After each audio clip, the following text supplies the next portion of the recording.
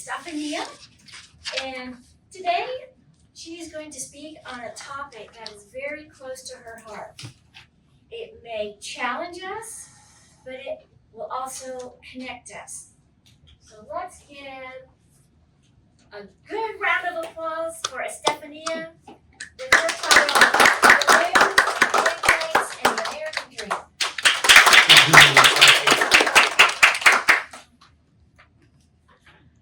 Thank you, Madam Toastmaster, fellow Toastmasters, and distinguished guests. Before I begin, I want to acknowledge that the topic that I chose for this speech may be considered controversial by some, but it's deeply personal and important to me. So I'm sharing it with hope and respect, and I do not intend to be petulant about it. With that being said, my name is Estefania.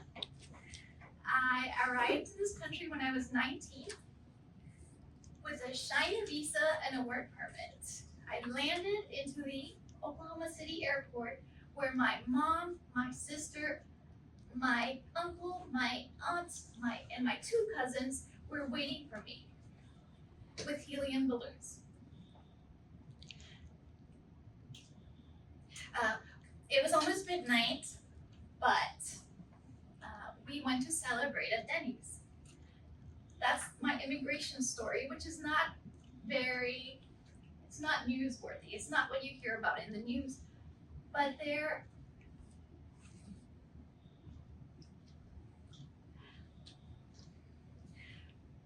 my story isn't the story you hear about in the news. I didn't risk my life crossing a desert, and I didn't spend my life savings hiring a smuggler to smuggle me here into this country. But I can put myself in the shoes of those people who struggle to be here and the people who struggle to get here and the people who are still struggling while they are here. Imagine Cesar. Cesar arrived in OKC when he was 16.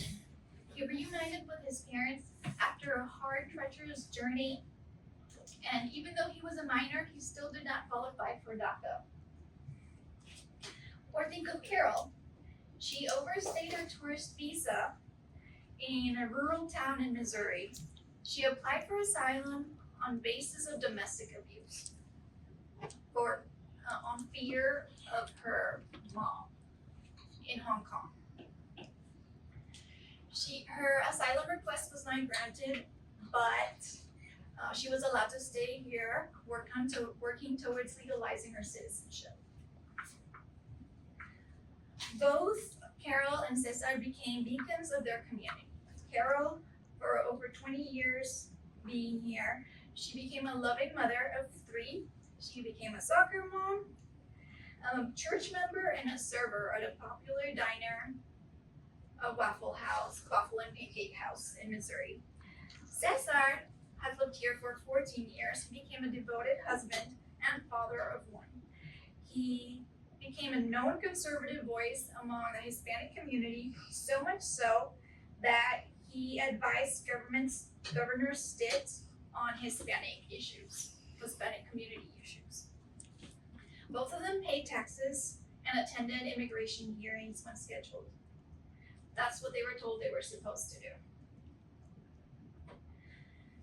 What happens when people get targeted not for their crimes, but for their presence? Under current anti-immigration policies, they established a quota of 3,000 arrests per day.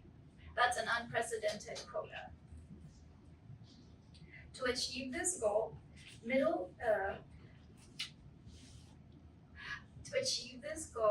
ICE didn't just stick to border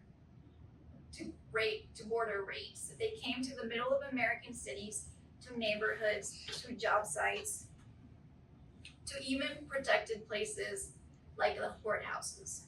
So let that sink in. Cesar and Carol followed the rules got arrested in courthouses at their immigration hearing. And there are many stories like theirs. Who's carrying out these arrests? It's plainclothes agents in camo gloves, neck gaiters, and baseball caps. No laws explicitly ban ICE agents from wearing masks to hide their identity, nor require them to wear body cams, or provide badge number or identification. The guardrails keeping ICE's power in check are almost non-existent. For immigrants, the fear isn't just being deported, it's being kidnapped and not knowing the difference. Due process is not just legal jargon. It's a constitutional right. It's a safeguard that protects every person's liberty. It gives them a chance for a hearing and a chance to be heard in courts. In March this year, 252 Venezuelans were denied due process and deported under a wartime law because they were supposed to be criminals. A human rights group in El Salvador conducted background checks and interviews with their families and found that only less than 10% had a criminal background record. Carol's rural town rallied behind her. They were shocked because ICE was supposed to detain criminals, but Carol was a neighbor and a friend. Under a campaign, they started a campaign called Bring Carol Home, which succeeded, so they got Carol home under a temporary safe haven. Cesar was not so lucky. He's been deported to Guatemala, and currently his wife and child are fatherless here. Without due process and checks on ICE, even you, a citizen, could be detained. ICE agents may legally arrest people if they reasonably believe the person is likely to escape, but who keeps them in check? You could be detained, questioned, or worse, without ever seeing a warrant or ID. So I invite you to call your sheriff, call your representative, call your senator, and demand due process, demand accountability, and demand better. You don't do it for Cesar and Carol, do it for yourself, because in this system, anybody could be next.